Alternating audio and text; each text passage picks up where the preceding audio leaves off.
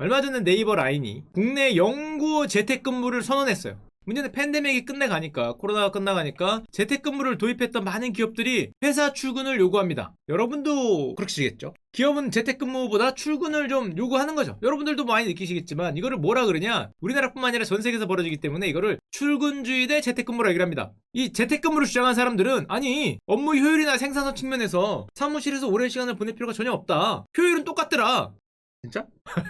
하여튼, 하지만 올드한 입장에서는, 아니면 사용자 입장에서는, 기업 입장에서는 출근을 해야 된다. 아무리 비생산적이어도 이 육체적으로 출근하는 건 중요하다, 디지털 세계만으로 안 된다, 이거를 주장을 합니다. 기업들 입장에서. 왜? 출근주의 이런 게 있다. 얼굴을 보고 친해지는 것과 서로가 서로 배우는 것과 이르면 학습 효과가 있기 때문에 이런 게 없이 그냥 재택근무를 하면은 회사의 효율이 안 난다. 이 얘기를 대표적으로 하는 아저씨가 애플의 팀 쿡입니다. 화상회의가 결코 복제하지 못하는 것이 있다. 재택근무가 결코 복제하지 못하는 무언가 있다. 그러면서 바로 출근하라 그러면 돌맞을 테니까 월화목은 사무실, 수금은 원격근무, 이렇게 좀 이렇게 쓱 가서 하면 안 될까, 뭐 이런 얘기를 했습니다. 그랬더니 애플 직원들이 팀쿡한테 공개 서한을 보냈어요. 뭐라고 했냐면은 워라밸을 지켜달라. 우리가 재택근무 해보니까 좋아, 이거 좋아, 이거 좋거든요. 이 워라밸을 지켜야 된다. 우리가 뭐 애플이 일원이 돼서 거기 나가는 것만 내가 하는 거냐, 팀쿡 너 문제 있다라고 공개 서한을 보냈어요.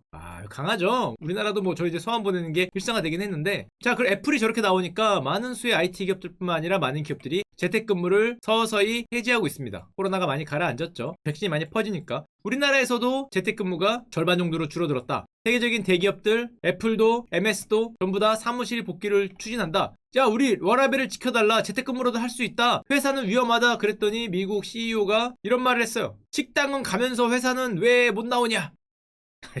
뭐라 할 말은 없지만, 하여튼 그러면서 얘기를 했던 게 아까 얘기했던 화상회의만으로는 불가능하다. 원격으로는 새로운 일을 가르치고 서로 의견을 토론하고 습득하는 게 어렵고 비효율적이다. 특히 도제관계가 강하고 옆에서 이렇게 배워야 되는 금융기업들은 대부분 사무실에 복귀했습니다. 제가 봤던 것 중에 이런 말도 있었어요. 너가 플로리다에서 이런 휴양지에서 일하고 뉴욕 월가의 돈을 받으려고 하지 마라, 뭐 이런 얘기를 하는 CEO가 있을 정도로. 자, 그런데 우리 입장에서는 아니죠.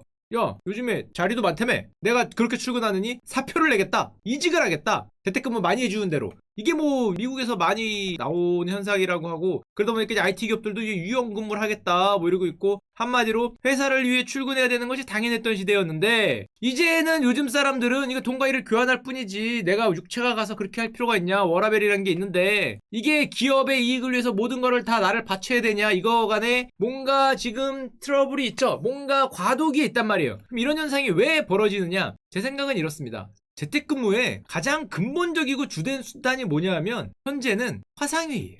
문제는 코로나 때문에 우리가 재택근무가 많이 확 땡겨졌기 때문에 화상회의 말고 다른 방법이 없어요. 다른 툴이 없어요. 근데 회사 입장에서는 이 화상회의로는 부족한 거죠. 게다가 요즘 화상회의를 보면은 좀 뭔가 종류도 많고 호환도 잘 안 되고, 뭐 설치하고 설정하고 주소 받고 됐다 안 됐다 하고, 또 화상회의다 보니까 켰다 껐다 하면서 가끔 조금 그쵸, 우통 벗고 있는데 껐다가 어이구 깜짝아 하고 끄고, 뭐 바지는 벗고 있는데 이게 아래로 내려오고, 이런 이상한 현상들이 많이 발생이 되면서, 또 게다가 화상회의의 결정적인 단점이 같이 협업을 하거나 뭔가 배울 수 있는 툴이 없어요. 화상회의를 끄면 바로 혼자잖아. 화상회의는 말 그대로 회의는 대체했는데 우리가 같이 일할 수 있는 툴이 없어요. 소통을 하거나 배우거나 생각을 공유하거나 옆에서 얘기하고 있는 툴이 없고, 고립돼 있고 오직 회의만 대체할 수 있는 툴밖에 없다. 그러다 보니까 재택근무를 하는데 회의가 오히려 더 늘어나더라. 이게 얼마나 늘어났냐, 재택근무를 안 하고 얘기를 했을 때는 주당 평균 0.5회, 절반이나 한 번 정도 회의를 했는데 재택근무만 하니까 제가 혹시 자리에 있나 없나 보려고 툭 하면 회의를 소집해. 그래갖고 일주일에 21번을 회의를 하더라. 야, 있습니까? 누른다는 거죠.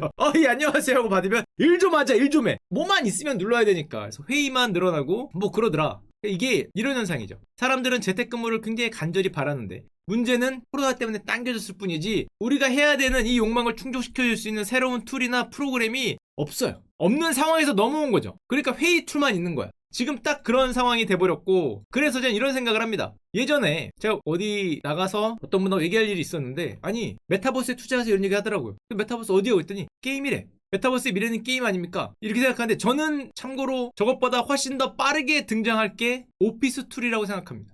왜냐? 사람들이 굉장히 간절히 원하고 재택근무 같은 거. 아까 전에 둘이 갈등이 출근주의냐 재택근무냐 이걸 원한단 말이에요. 또 오피스 툴이 없거든요. 툴이 없기 때문에 출근을 하라 그러고 화상회의로만 안 된다 그러는데, 아마 이런 메타버스적 사람들이 같이 모여서 얘기하고 같이 뭔가 할 수 있는 오피스 툴이 등장을 하면, 아직을 안 했기 때문에 그 과도기에 있기 때문에 이런 현상이 펼쳐지고 있다고 생각을 하고, 한마디로 이 재택근무에 지금 CEO들이 얘기하는 단점을 없애줄 수 있는 획기적 도구가 필요하다. 뭔가 내가 회사에서 일을 할 때 화상회의를 넘는 옆에서 일하는 것 같은 그런 툴. 메타버스는 게임으로만 생각하는 경향이 있는데, 사실 지금 더 빠르게 발전을 하고 아마 가장 처음 등장할 게 오피스 툴이 될 가능성이 굉장히 높을 것 같고, 만약 그게 진짜 된다면, 지금 뭐 세계적인 기업들이 전부 저기 뛰어들어서 머리박치기 하고 있는데, 만약 여러분들이 회사에 갈 수 있는 지배적인 재택근무용 오피스 툴이 등장을 한다면 일단 고객은 우리가 되겠죠. 회사에 다니는 우리가 될 거고, 유료화 모델 같은 것도 기업 고객이니까 당연하고, 데이터 쌓이는 건 당연하고, 거의 모든 고객이 일주일에 하루 8시간을 접속해 있겠죠. 이건 뭐 세계에서 가장 큰 플랫폼 중 하나가 될 수 있기 때문에, 게다가 아까 얘기했던 줌, 화상회의 같은 거 하는 줌이 작년에 시가총액이 얼마가 됐냐면은 2020년 9월에 줌이 IBM 시총을 넘었죠.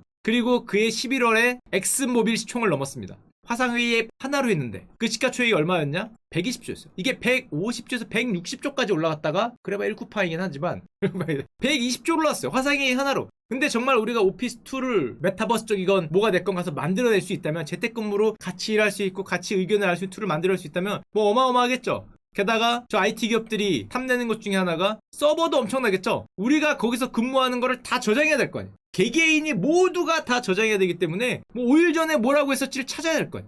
서버의 크기도 엄청날 테고, 이게 만약에 된다면은 데이터 사용량이 천지개벽, 데이터 사용량이 엄청나게 늘어날 텐데, 지금까지는 데이터 사용량이 늘어나는 게 천지개벽의 자율주행차라고 생각했어요. 보시면 알겠지만 5G 자율주행차는 데이터 요금만 하루에 지금으로 치면은 뭐 20억 넘게 쓸 정도로 엄청나게 데이터를 사용할 거다. 왜냐면은 달리면서 주변 상황을 모두 다 파악해야 되고 이걸 다 저장해야 되니까 10분에 26GB가 지금 들어간다. 하루에 차 하나가 지금 너무한데 4TB를 쓸 거다. 그렇기 때문에 아까 전에 말했던 데이터 용량이나 서버 용량 엄청나게 증가할 거라 그랬는데, 자율주행차도 그렇게 되겠지만 우리가 정말로 근로자들이 일하는 저런 툴이 등장을 하면은 하루 8시간씩 우리가 근무할 텐데 개개인이 모두 됐을 거 아니에요. 이거를 저장한다고 생각하면은 데이터 양이 엄청날 거로 생각을 할 수 있고, 게다가 기업 일이니까 보안성도 강력해야 될 거고, 이건 너무 당연하겠죠. 해킹 같은 거 어디서나 할 수 있는 안정성, 호환성 이런 것들이 굉장히 중요하게 될 텐데, 물론 게임을 생각하는 사람들이 많을 것 같아요. 메타버스 하면 게임을 생각하고 우리가 현실에서는 쉬는 미래를 생각할 텐데, 아마 오피스 툴이 여러분들이 곧 얼마 안 있어서 등장을 하지 않을까 생각하고, 실제로 등장을 합니다. 몇 개 보여드릴게요. 대표적인 이런 거.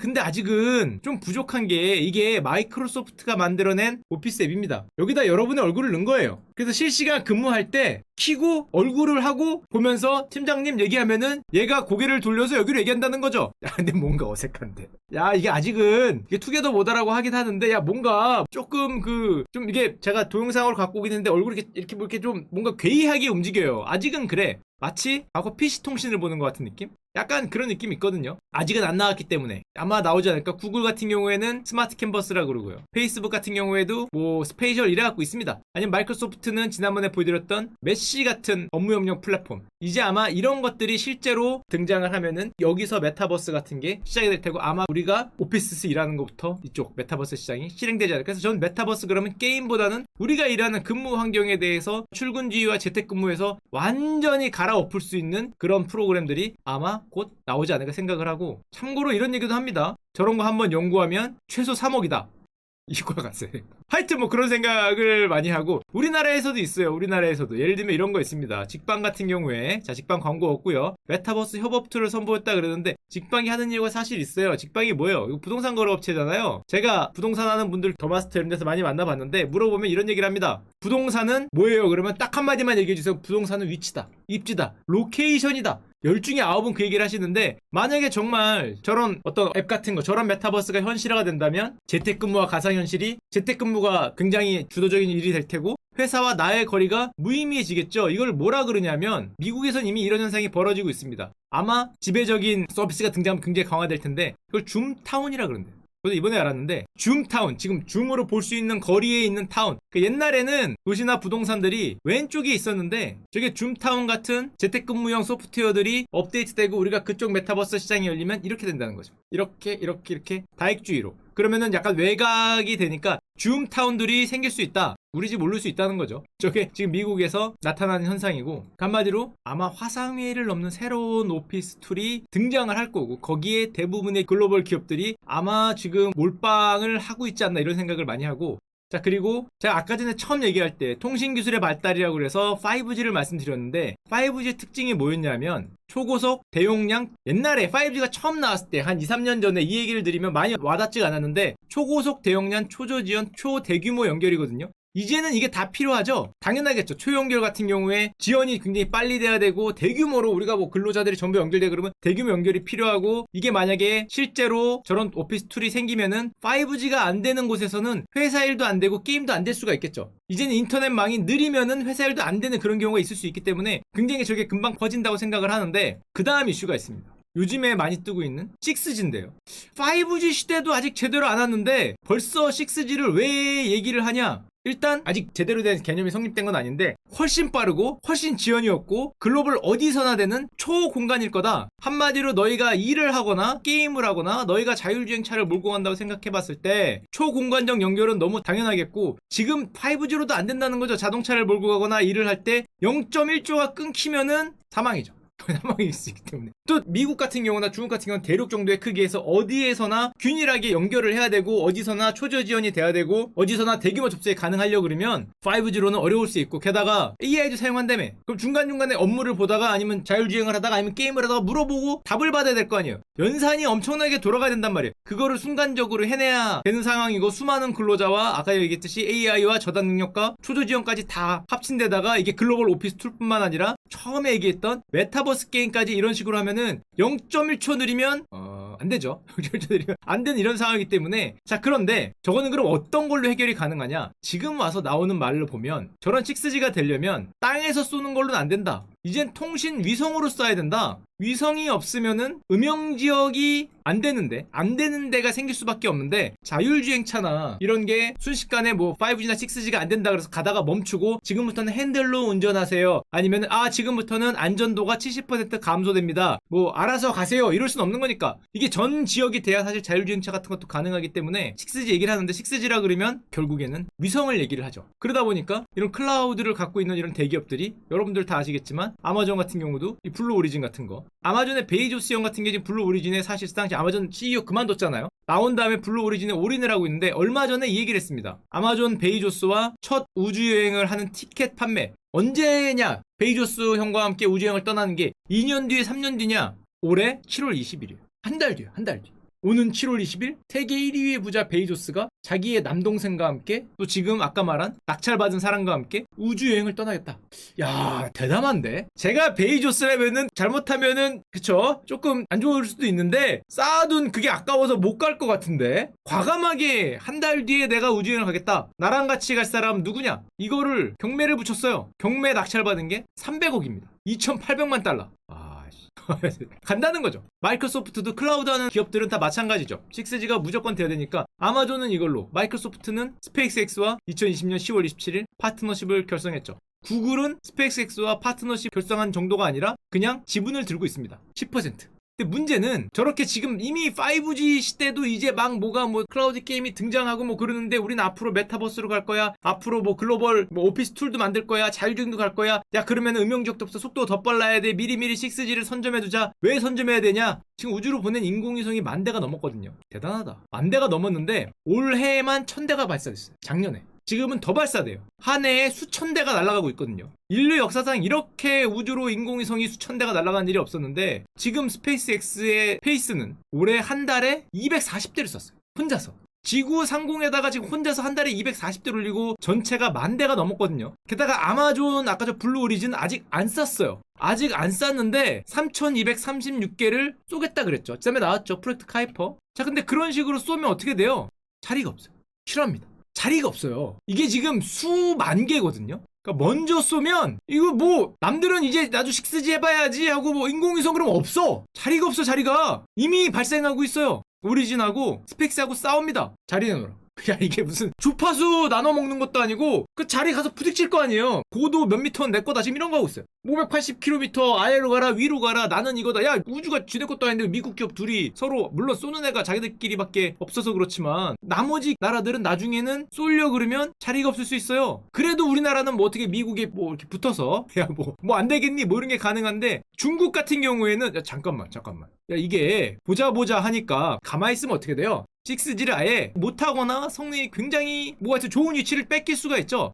물론 우리나라도 있습니다. 우리나라 뭐가 있냐면 우리 홍남기 부총리님께서 10년간 우리나라도 100기를 개발하겠다. 100개에서 6G를 우리도 쏴서 우리도 좀 이렇게 뭐 하겠다. 그리고 우리 과학기술부에서는 관건 없지만 우리도 그 2030년까지 14기 지금 쏘기로 돼 있으니까 뭐 걱정이 없습니다. 하여튼 뭐 걱정이 없지만은 글로벌 독점 기업들이 이런 식으로 쫙 깔아버리면은 나중에는 인공위성 쏘기도 뭐 한두 대는 뭐 별 상관 없겠지만 수천 대 수만 대를 쏘기가 정말 쉽지 않은 시대가 올 수도 있고, 중국 같은 경우는 당연히 저 패권 전쟁에서 이겨야 되니까 6G 엄청나게 발사하고 있고요. 중국이 요즘에 우주 굴기한다 그러잖아요. 얼마 전에 2020년 작년에 달에 갔죠. 달에 착륙해서 무슨 뭐 달 뒤편에 뭐 사상 최초로 갔다는 둥 뭐 이런 거를 하고, 중국이 올해만 인공위성을 40번 발사했습니다. 2020년 1월 20일 한 달에 40회, 세계에서 제일 많이 쏘는 나라 중에 하나가 돼 있고요. 게다가 화성 갔죠. 무슨 탐사 로봇에서 화성에도 갔고, 뭐 우주 굴기라겠다, 뭐 유인 우주선을 날리겠다. 물론 저 과학기술이 그것도 있지만은 가만히 있다가는 저기 5G 시대 다음에 온다고 얘기를 하는 2030년 2027년 뭐 이렇게 얘기하는 6 시대가 아예